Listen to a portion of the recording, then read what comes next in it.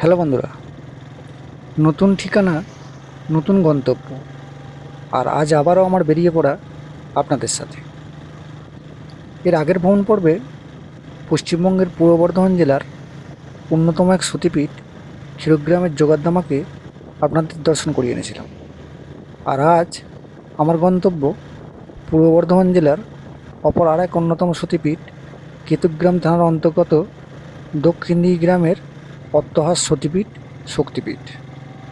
আর আপনারা নিশ্চয়ই দেখতেই পাচ্ছেন, সেই গন্তব্যে পৌঁছানোর জন্য আমি যথারীতি বাড়ি থেকে বেরিয়েও পড়েছি। এবার আমি আমার নিকটবর্তী স্টেশন ধাত্রীগ্রাম থেকে কাটোয়া অবধি ট্রেনের টিকিটটা প্রথমে কেটে নেব।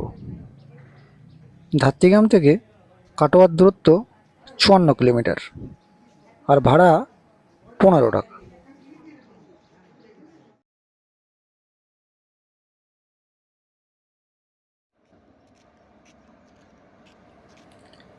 এদিন আমি কাটোয়া অবধি যাওয়ার জন্য 7:53 শিয়ালদা জঙ্গিপুর রোড ট্রেনটিকে বেছে নিয়েছিলাম।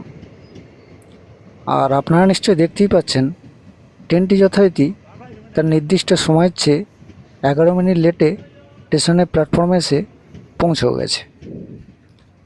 এবার ট্রেনে উঠে পড়ার পালা।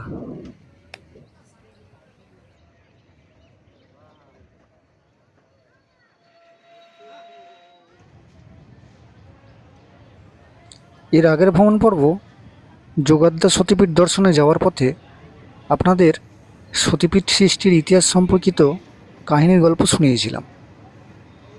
আশা করি আপনাদের নিশ্চয়ই মনে আছে। যদি কেহ আগের ভ্রমণ পর্ব না দেখে থাকেন, তবে সেই ভ্রমণ পর্বটা আপনারা দেখে নিতে পারেন। সতীপীঠতন্ত্রের হিসাব অনুযায়ী কেতুগ্রামের দক্ষিণদিঘি গ্রামের অট্টহাস সতীপীঠে সতীর ঠোঁটের বা ওষ্ঠের নিচের অংশ পতিত হয়েছিল, তাই এটিও একটি সতীপীঠ। প্রথমে ওই স্থানটিকে লোকে অষ্টহাস বলে ডেকে থাকত। পরে সেটি অপভ্রংশ হতে হতে বর্তমানে স্থানটি অট্টহাস সতীপীঠ নামে পরিচিতি লাভ করেছে। আর ওখানকার দেবী মা মহামায়া অট্টহাস মাতা রূপে সদা জাগ্রত হয়ে বর্তমানে বিরাজ করছেন। কথিত আছে, বিগত 100-150 বছর আগে ওই স্থান এতটাই নির্জন ছিল যে রাতের বেলায় তো দূরস্থ, এমনকি দিনের বেলাতেও কোনো লোক ওই স্থানে যাবার দুঃসাহসিকতা খুব একটা দেখাতো না। পরে কোনো এক সময় গ্রামের কিছু কাঠুরিয়া কাঠ কোড়াতে এসে এক সাধু বাবাকে ধ্যানমগ্ন অবস্থায় প্রথমে লক্ষ্য করেন। নিজেদের দুঃখ দুর্দশার কথা সাধু বাবাকে বললে তাদের কষ্টের ভার হয়তো লাঘব হবে, এটা ভেবে কাঠুরিয়ারা প্রথমে নিজেদের সকল কথা সাধু বাবাকে জানালো। তখন সাধু বাবা বললেন, ওই স্থানটি একটি সতীপীঠ, তাই দুর্গাপুজোর ষষ্ঠীর দিন ওই স্থানে হোমযজ্ঞ করতে হবে, তাহলেই তাদের দুঃখ দুর্দশা দূর হবে। সেই মতো দুর্গাপুজোর ষষ্ঠীর দিন ওই স্থানে হোমযজ্ঞ করার ব্যবস্থাও করা হয়। পরের দিন সকালে কাঠুরিয়ারা ওই স্থানে গিয়ে সাধু বাবাকে আর দেখতে পায়নি। এরপর থেকেই ওই স্থানে পূজা অর্চনা করা শুরু হয়ে থাকে।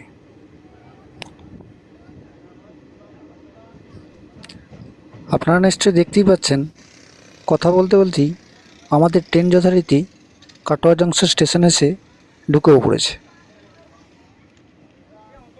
চলুন এবার ট্রেন থেকে নেমে পড়া যাক।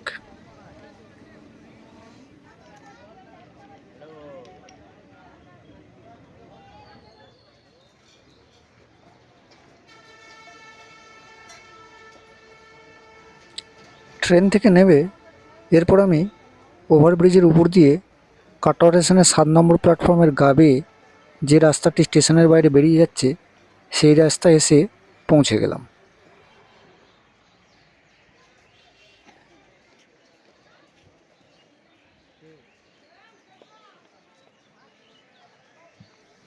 এরপর স্টেশনের বাইরের মূল রাস্তা থেকে কেতুগ্রাম নীললগামী বাসটি আমাকে ধরে নিতে হবে।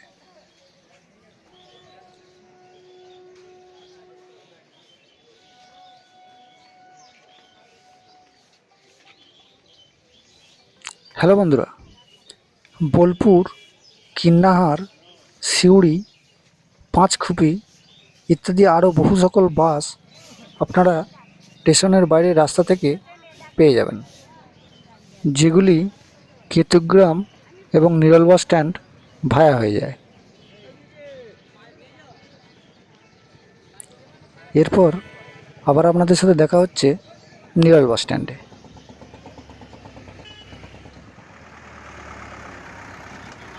হ্যালো বন্ধুরা, আপনারা নিশ্চয়ই দেখতেই পাচ্ছেন আমি নিরল বাস স্ট্যান্ডে এসে নেমেও পড়েছি। এবার অট্টহাস সতীপীঠে পৌঁছানোর জন্য আমাকে এখান থেকে একটা টোটো ধরে নিতে হবে।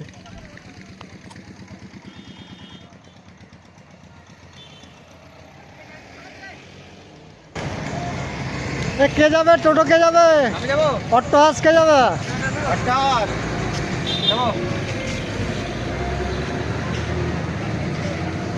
যাবো নাকি? যাবো নাকি? যাবো যাবো।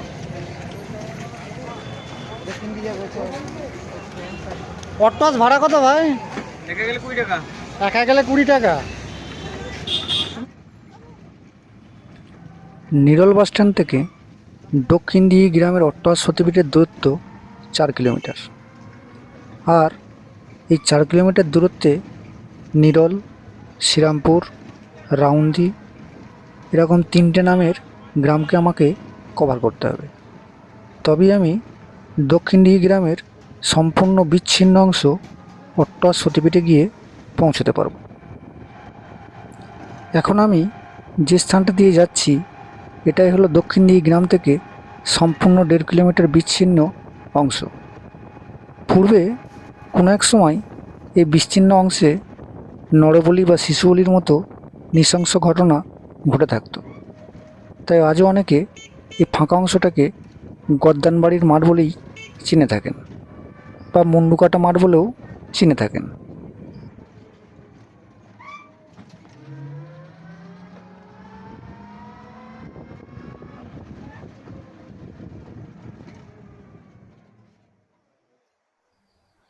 কথিত আছে কোনো সতীপীঠ তৈরি হতে গেলে সেখানে অবশ্যই কোনো উত্তরবাহী নদী থেকে থাকে, আর এখানেও তার ব্যতিক্রম নয়। উত্তরবাহী ঈশানী নদীর তীরেই গড়ে উঠেছে এই মহাতীর্থের সতীপীঠ অট্টহাস। এবার চলুন সামনের দিকে বরং যাওয়া যাক।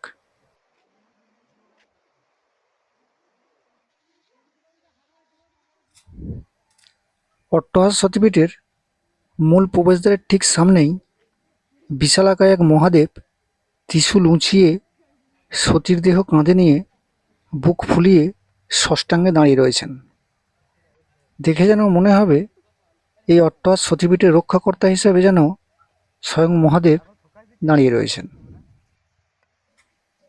সতীতন্ত্রের হিসাব অনুযায়ী যে কোনো সতীপীঠই মহাদেব হলেন সতীর অবিচ্ছিন্ন অংশ।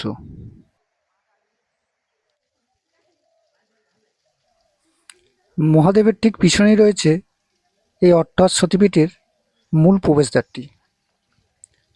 3 চূড়া বিশিষ্ট মূল প্রবেশদ্বারটি খুবই সুন্দরভাবে সজ্জিত।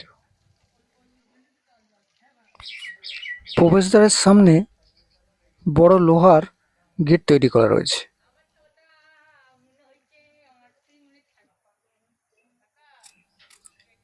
অট্টহাস সতীপীঠ সম্পর্কিত কিছু তথ্য মূল প্রবেশদ্বারের বাইরের এই ব্যানারটিতে লিপিবদ্ধ করা রয়েছে।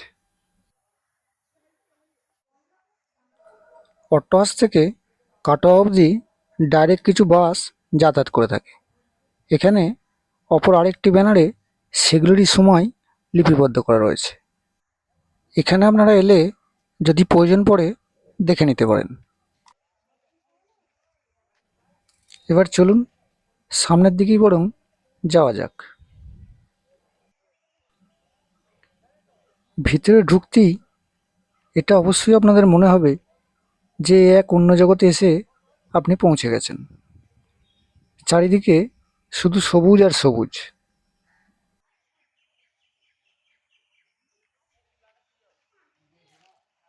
বেশ খানিকটা এগুতেই প্রথমে আপনারা 3 তল বিশিষ্ট একটি বিল্ডিংয়ের দর্শন পাবেন, যার নিচের তলায় রয়েছে পুলিশ ক্যাম্প, আর উপরের তলাগুলি এই সতীপীঠে বাইরে থেকে আগত দর্শনার্থীদের জন্য অতিথি নিবাসের সুন্দর ব্যবস্থা করা রয়েছে। অট্টহাস সতীপীঠ দর্শনে এসে চাইলে আপনারা বেশ কয়েকটা দিন এই অতিথি নিবাসে কাটিয়েও যেতে পারেন।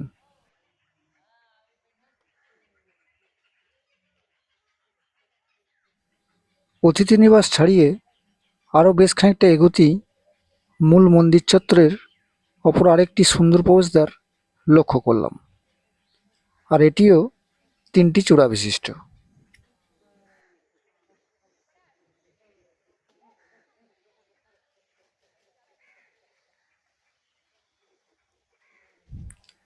প্রবেশদ্বার দিয়ে ঢুকতেই চলা রাস্তার দুধার খুবই সুন্দর স্তম্ভ দ্বারা সুসজ্জিত।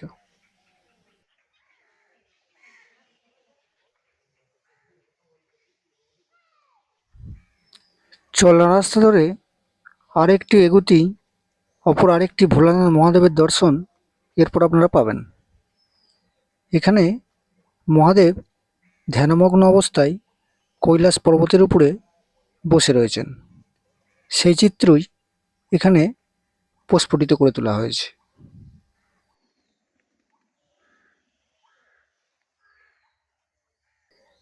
মহাদেবের ঠিক পিছনেই রয়েছে অট্টহাস সতীপীঠের খুবই সুন্দর একটি নাটমঞ্চ।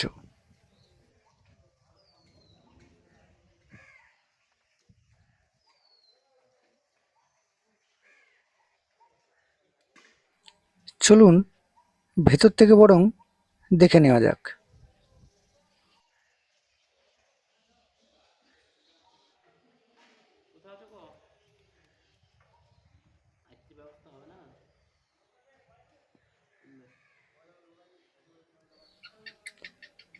নাটমঞ্চের উপরের অংশ সতী সম্পর্কিত বিভিন্ন ঘটনাবলীর চিত্র রং তুলির কারুকার্য দ্বারা ফুটিয়ে তোলা হয়েছে।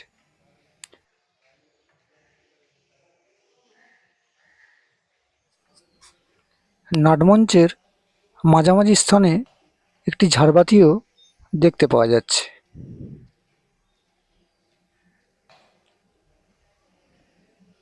আর নাটমঞ্চের ভিতরের অংশ কতটা যে সুন্দর আপনারা তো নিজের চোখেই দেখতেই পাচ্ছেন। এটাকে একটা কথাতেই সম্ভবত ব্যাখ্যা করা যেতে পারে, অপূর্ব।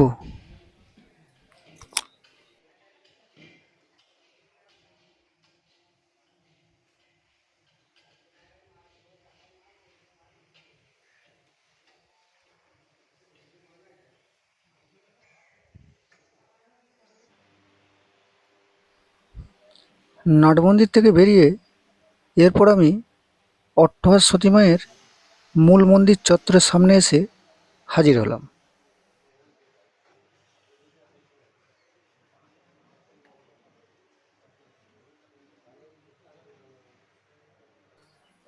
বর্তমানে মন্দিরটির সংস্করণের কাজ চলছে, তাই মন্দিরটির সামনের অংশে বাঁশের তৈরি কাঠামো লক্ষ্য করা যাচ্ছে, আর মন্দিরের সামনে খড় দ্বারা আচ্ছাদিত গোলাকার একটা চালা রয়েছে। চলুন সামনে থেকে বরং দেখে নেওয়া যাক।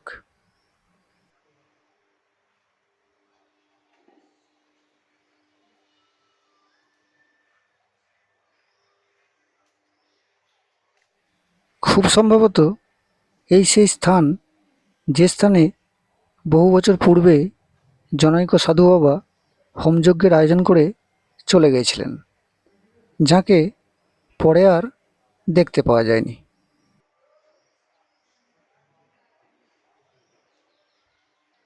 ভিতরে হোমযজ্ঞের কুণ্ডটিও রয়েছে। বর্তমানেও যে কোনো অনুষ্ঠানে এই স্থানেই অট্টহাস সতী মায়ের হোমযজ্ঞের শুভকার্য সম্পন্ন করা হয়ে থাকে।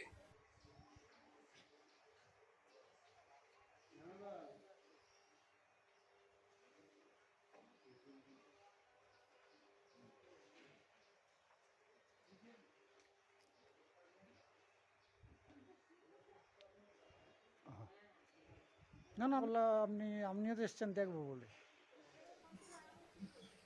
আগে এই মন্দিরে ঘটেতেই অট্টহাস সতী মায়ের পুজো সম্পন্ন করা হতো।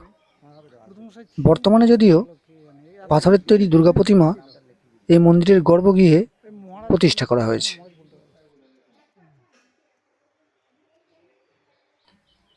আর এই সতীপীঠের প্রাচীন তন্তুরা চামুন্ডার ভয়ঙ্কর মূর্তিটি বর্তমানে বঙ্গীয় সাহিত্য সমিতির সংগ্রহশালায় সংরক্ষিত করা রয়েছে।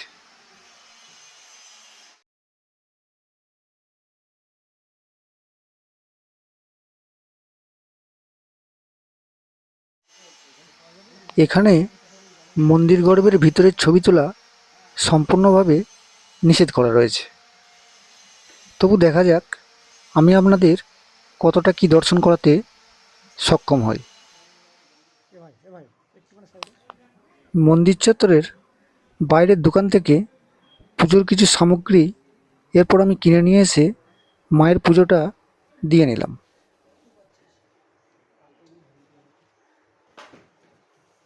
আর এই হচ্ছে গর্ভগৃহে রাখা বর্তমানে প্রস্তর নির্মিত সতী মায়ের মূর্তি।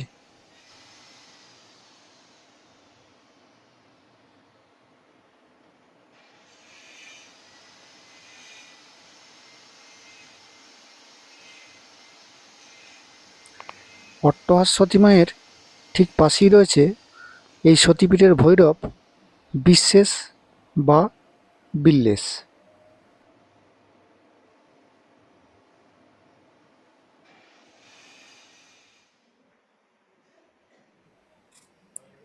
মন্দিরের ঠিক পাশেই রয়েছে অট্টহাস সতীপীঠের অফিস। চলুন অফিসের ভিতরটা বরং আপনাদের দর্শন করে নিয়ে আসি।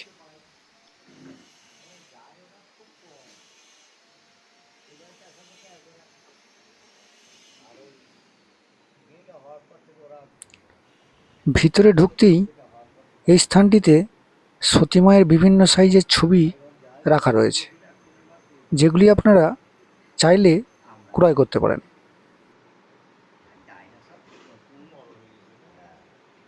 আর অফিসের ভিতরে সাদা কাপড়ে আচ্ছাদিত এই অট্টহাস সতীপীঠের গুরু মহারাজ জনৈক ভদ্রলোকের সঙ্গে বসে রয়েছেন। আর ওনার সামনের টেবিলে এই সতীপীঠ সম্পর্কিত বিভিন্ন গ্রন্থ সাজানো রয়েছে, চাইলে এগুলিও আপনারা ক্রয় করতে পারেন।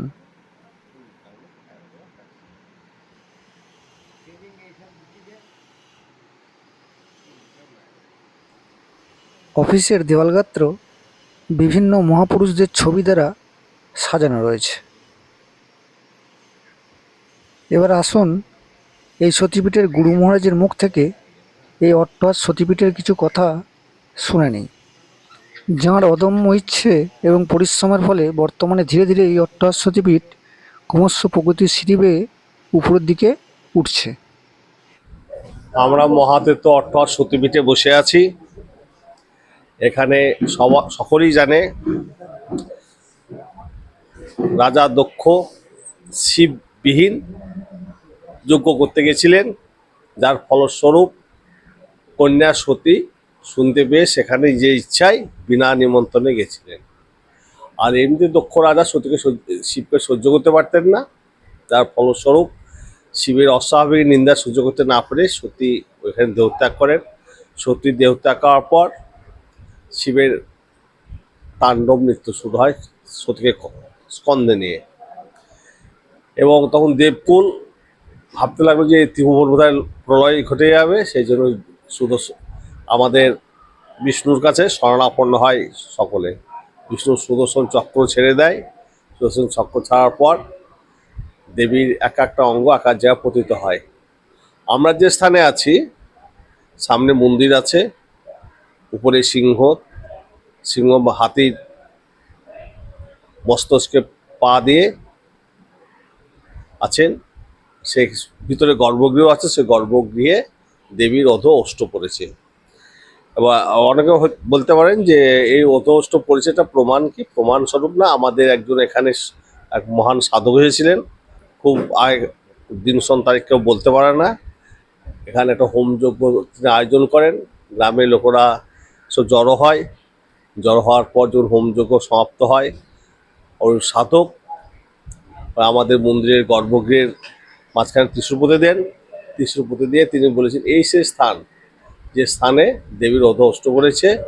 তারপর সবাই সাধুর দিকে তাকাতে যায়, সাধুকে দেখতে পায়নি, বিভিন্ন জায়গায় ঘুরে ঘুরে সাধু অদৃশ্য হয়ে যায়। আমাদের এখানকার স্থানীয় লোকের একটা ধারণা উনি সাধু ছিলেন না, উনি বেশধারী স্বয়ং ভৈরব নিজে এসে এটা তিনি বলে গেছেন। আমাদের এখানে 12 মাসে নানান অনুষ্ঠান পুজো হয়। আমাদের মায়ের যে স্থান সেই স্থানে মায়ের ঘট ভরা হয়। দেবীর সপ্তমীতে দুর্গা মন্দিরে যেমন ঘট ভরা, সেই ঘরটা 12 মাস থাকে। আর আবার সপ্তমীতে বিসর্জন করা হয় তার পরের বছর। আর আমাদের 4 দিন ধরে যেমন দুর্গাপূজা হয়, নিয়ম মাফিক সেভাবেই দুর্গাপূজা হয়, কিন্তু আড়ম্বরটা কম হয়। মূর্তি আমাদের ভিতরে একটা মূর্তি আছে, মূর্তি কেন্দ্র করে পুজো হয়। আর এখানে আমাদের প্রতি অমাবস্যায় একটা বিশ্ব শান্তির উদ্দেশ্যে একটা হোমযজ্ঞ হয়। আর 12 মাসে 13 পর্যন্ত লেগে আছে, যেমন দীপাবলি উৎসব তো হয়। আর আমাদের ঈশান কোণে পঞ্চমুণ্ডী আসন আছে, মায়ের কুণ্ড আছে। আর আমাদের আছে কালী মন্দির আছে। কৃষ্ণা চতুর্দশীতে আমাদের মাঘ মাসে সে রটতে কালী পুজো হয়। কেউ কেউ এটা রঘু ডাকাতের কালী বলে খ্যাত আছেন। আগে এখানে নরবলি হতো, কিন্তু যে কোনো কারণে হোক মহামায়ের ইচ্ছায় সে নরবলি বন্ধ হয়। এখন বর্তমানে আমরা এখানে কোনো বলি মন্দির তরফ থেকে বন্ধ করে দেওয়া হয়েছে। আমাদের এখন বর্তমানে নিরামিষ রান্নাবান্না হয়। আমি যারা বলি দেয় তাদেরকেও আমি অনুরোধ করব মায়ের কাছে যেন কোনো রকম বলি না নিয়ে আসে, শাক বলি হোক বা যে কোনো বলি হোক। তো ভক্তরা যদি আহ্বানে সাড়া দেয় তাহলে আমাদের আনন্দ হয়। আমাদের এখানে নবান্ন উৎসব হয়, জন্মাষ্টমী হয়, বিপত্তারিণী উৎসব হয়। আর তো আর আমাদের বাৎসরিক একটা উৎসব হয়, যেটা হচ্ছে দোল পূর্ণিমাকে কেন্দ্র করে 4 দিন ধরে নানান অনুষ্ঠান। এখানকার যেমন আমাদের রাঢ় আর শাক্ত আর বৈষ্ণবের একটা মিলনস্থল। আমাদের এখানে বাউল যেমন হয়, কীর্তন যেমন হয়, সেরকম যাত্রাপালা হয়, কবিগানও হয়। আর হয় মহোৎসব, ব্যাপক মহোৎসব হয়। বিভিন্ন গ্রাম থেকে দূর দূরান্ত থেকে এখানে লোকজন আসে এবং সে লোকজন এখানে সবাই সমবেতভাবে সহযোগিতা করে এখানে আমাদের মহোৎসব পালন হয়। 4 দিন উৎসব অনুষ্ঠান শুরু হয়। যারা এসেছে বা আসেনি তাদের সকলকে আমি আহ্বান করব মায়ের মন্দিরে বেড়াতে আসার জন্য শান্ত পরিবেশে। এবং আমি যারা মায়ের মন্দির থেকে সকলের কাছে প্রার্থনা করব সকলে সুস্থ সুন্দর থাকুক, সবাই ভালো থাকুক, সকলের মঙ্গল কামনা করে আমি আমার এই শেষ করলাম। সেবক রামজি বললাম।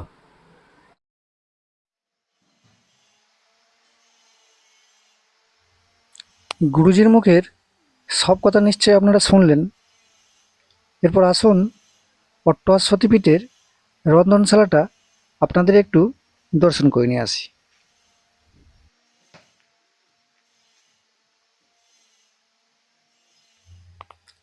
এই দেখুন, এই হচ্ছে রন্ধনশালা। এইখানেই দুপুরের আহারের জন্য সকলের জন্য ভোগ রান্নার ব্যবস্থা করা হয়ে থাকে।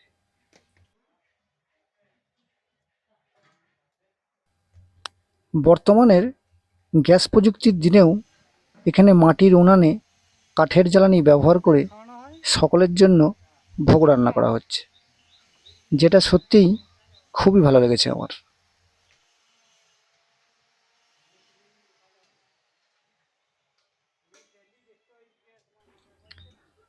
আপনারা এখানে দুপুরের ভোগ খেতে চাইলে 10টা থেকে 10:30টার মধ্যে মন্দিরের অফিস কর্তৃপক্ষকে জানিয়ে 50 টাকা মূল্যের একটি কুপন সংগ্রহ করে নিতে হবে।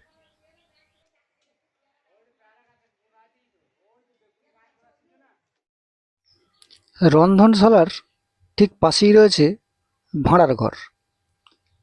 রান্না হয়ে যাবার পর খাবার টাবারগুলো যেখানে রেখে দেওয়া হয়। আর ওই দেখুন, খাবার টাবারগুলো পরিবেশনের জন্য বালতি, ডেক, বিভিন্ন জিনিসপত্র ঘরের এক কোণে জড়ো করে রেখে দেওয়া হয়েছে। এছাড়া রান্নার বিভিন্ন সামগ্রীও এখানে দেখতে পাওয়া যাচ্ছে।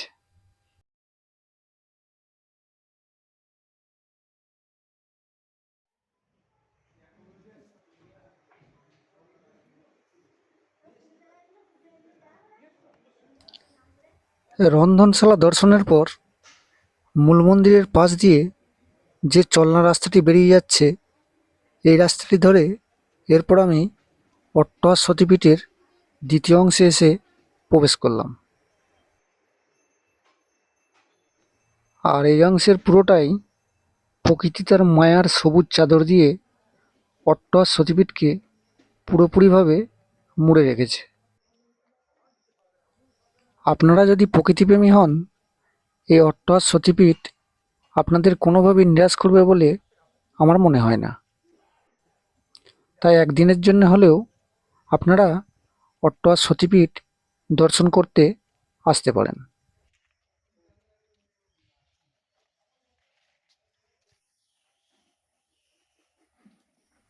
একটু এগোতেই আমার বাঁ পাশের গাছের ডালে অসংখ্য চিকে করে ঢিল বাঁধা দেখতে পেলাম। খুব সম্ভবত এগুলি মাধবীলতা গাছ হবে বলেই মনে হয়। আর এই গাছের ডালেই দর্শনার্থীরা তাদের মনস্কামনা পূরণের জন্য চিকে করে ঢিল বেঁধে রেখে দিয়ে গেছেন।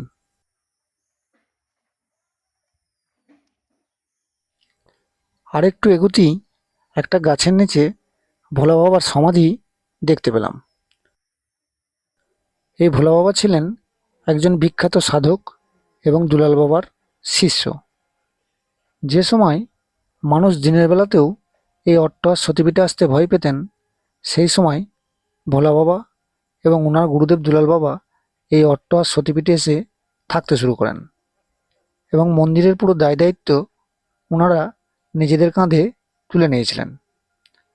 এরপর থেকেই মানুষজন এই সতীপীঠে আসতে শুরু করেন। তাই ভোলা বাবা, তোমাকে আমার সশ্রদ্ধ প্রণাম।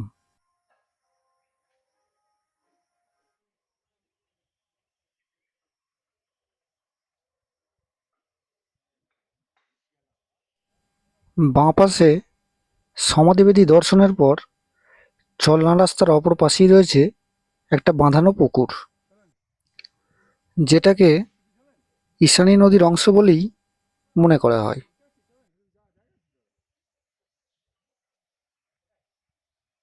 চলুন একটু নিচে থেকে বরং দর্শন করে নেই।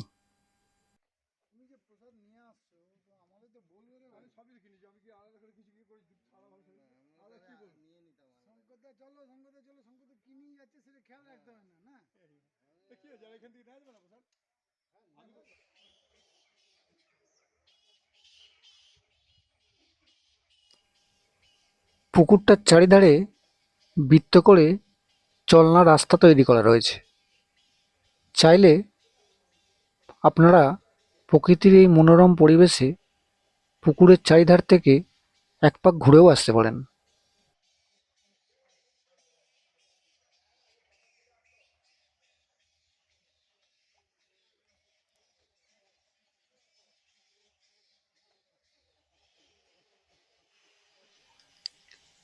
আর এই পুকুরের জলে রয়েছে বিভিন্ন সাইজের অসংখ্য মাছ, যেগুলিকে কখনোই ধরা হয় না। চাইলে এদেরকে আপনি খাবার টাবার খাওয়াতে পারেন।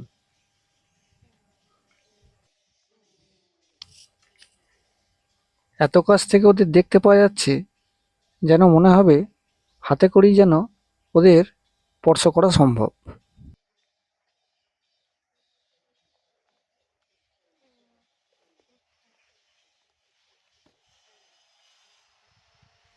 পুকুর দর্শনের পর আবারও এগিয়ে চললাম সামনের দিকে। একদিনের ভ্রমণে প্রকৃতিপ্রেমী মানুষদের জন্য সত্যি এটি একটি মনোরম জায়গা। চারিদিক সবুজে সবুজ হয়ে রয়েছে, আর তারই মাঝে পাখিদের কলতান অবশ্যই আপনাদের মনকে শিহরিত করে তুলবে।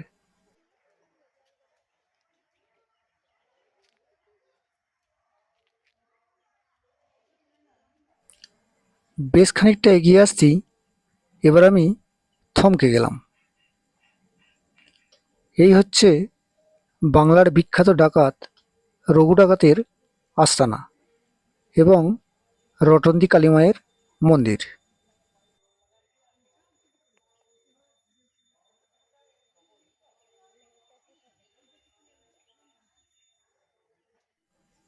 তবে রটন্তী কালী মায়ের মন্দিরের পাশ দিয়ে এই রাস্তাটি ধরে গেলে অপর আরেকটি জিনিস আপনাদের দেখানোর আছে। সেটা হলো বহু পুরাতন এক পঞ্চমুণ্ডির আসন।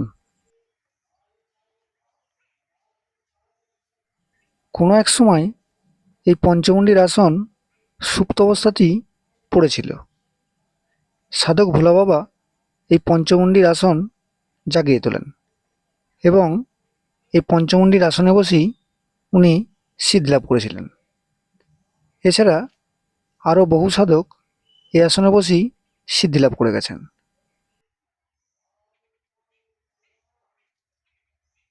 যে কেউ এই আসনে বসার যোগ্য হন না। এই আসনে বসে ঈশ্বর প্রাপ্তি বা সিদ্ধিলাভ করার জন্য সাধকের প্রকৃতপক্ষেই যোগ্যতা থাকার প্রয়োজন পড়ে। চলুন আরেকটু কাছ থেকে এই আসনটা বরং আপনাদের দর্শন করিয়ে দিই।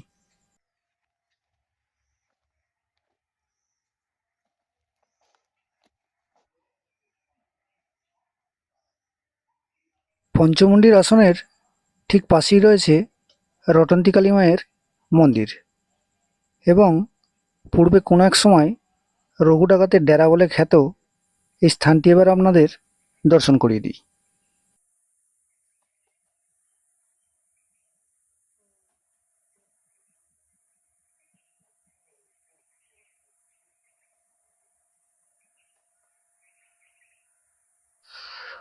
হ্যালো বন্ধুরা, এই হচ্ছে রটন্তী মায়ের মন্দির। তোমরা যখন অট্টহাস সতীপীঠ মন্দির দর্শনে আসবে তখন অবশ্যই বনে জঙ্গলে ঘেরা এই রটন্তী মায়ের মন্দিরটা অবশ্যই দর্শন করে যেও।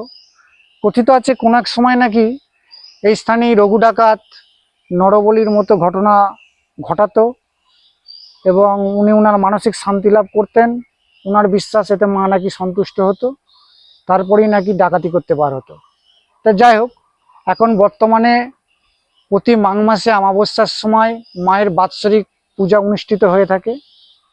তা পারলে সেই সময় আসতে পারলে তো খুবই ভালো, আর তা না হলে তোমরা যদি যখন ওই অট্টহাস বা সতীপীঠ দর্শনে আসবে সেই সময় মাকে অবশ্যই দর্শন করে যেও।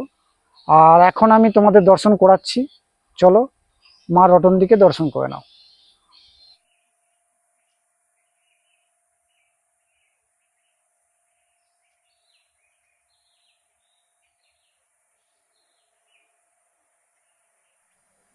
মন্দির গর্ভের সামনে রামকৃষ্ণ এবং মা শারদার যুগল মূর্তি প্রতিস্থাপন করা রয়েছে।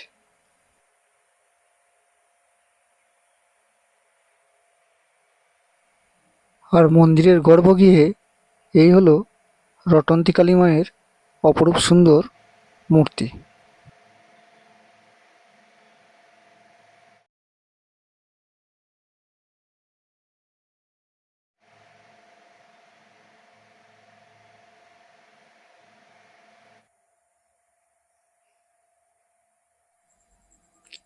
মন্দিরের সামনের গাছগুলিতে চিকে করে অসংখ্য ঢিল বাঁধা রয়েছে। খুব সম্ভবত মায়ের কাছে মনস্কামনা রেখেই এই ঢিলগুলিকে বাঁধা হয়েছে।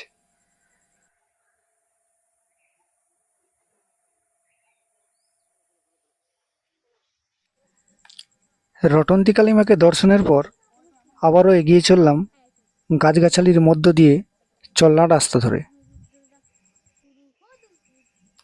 আহা কি আনন্দ আকাশে বাতাসে, পাখি ডাকছে আমি ঘুরছি।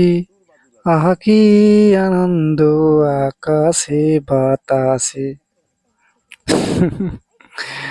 হ্যালো বন্ধুরা, সত্যিই এই স্থানে এলে আপনাদের নিজেদের খেয়াল মতো গান গাইতেও ইচ্ছে হতে পারে। প্রতিদিনই অসংখ্য মানুষ এই স্থানে ঘুরতে আসেন। পারলে একদিনের জন্য হলেও এই স্থানে আপনারা ঘুরে যেতে পারেন। আশা করি ভালো লাগবে।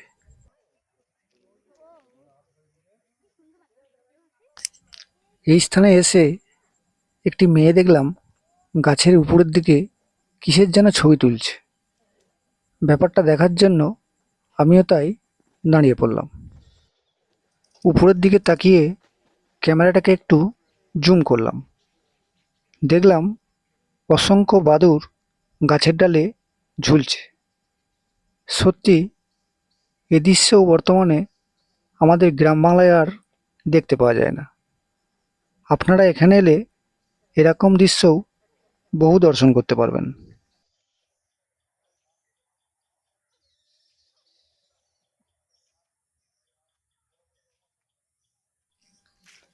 আরও খানিকটা এগোনোর পর অপর আরেকটি দৃশ্য আপনাদের দর্শন করাতে মন হলো।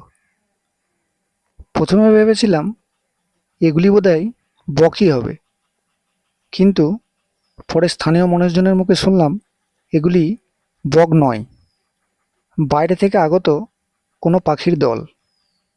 শীত পড়ার আগেই এরা নাকি আবার এখান থেকে চলেও যায়। দেখুন তো বন্ধুরা, এগুলিকে আপনারা চিনতে পারেন কিনা? চিনতে পারলে আমাকে কমেন্ট করে কিন্তু অবশ্যই জানাবেন।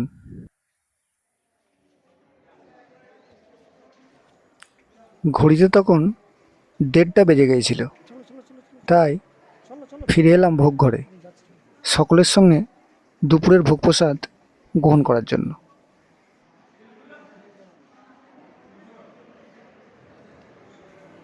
দেখতেই পাচ্ছেন প্রত্যেকেই নিজের নিজের আসন গ্রহণ করে ফেলেছেন, তাই আমিও বসে পড়লাম ভোগ প্রসাদ গ্রহণের জন্য। প্রতিদিনই অসংখ্য মানুষ আসেন এই অট্টহাস সতীপীঠ দর্শনের জন্য। এখানে ভোগ প্রসাদ গ্রহণ করার সময় লোকের সংখ্যাটা দেখে অবশ্যই নিশ্চয়ই আপনারা আন্দাজ করতে পারছেন।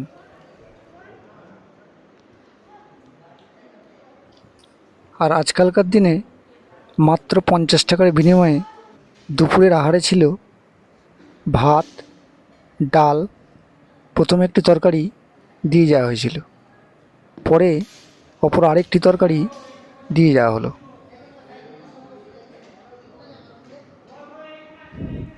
এরপর দিয়ে গেল টক, আর শেষ পাতে ছিল পায়েস, যেটা সত্যিই খুবই ভালো লেগেছিল আমার।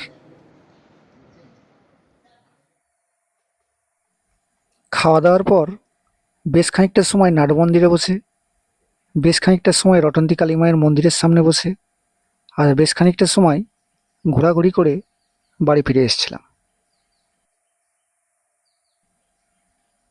আর হ্যাঁ বন্ধুরা, অট্টহাস ভ্রমণ পর্ব আজ এই পর্যন্তই। ভিডিওটা ভালো লাগলে লাইক, কমেন্ট, শেয়ার করবেন। আর যারা চ্যানেলে নতুন, চ্যানেলটিকে সাবস্ক্রাইব করে দিয়ে পাশে থাকবেন। দেখা হচ্ছে আবার আপনাদের সাথে নতুন কোনো স্থানে নতুন কোনো ভিডিও নিয়ে। সকলে খুব ভালো থাকুন আর অবশ্যই সুস্থ থাকুন।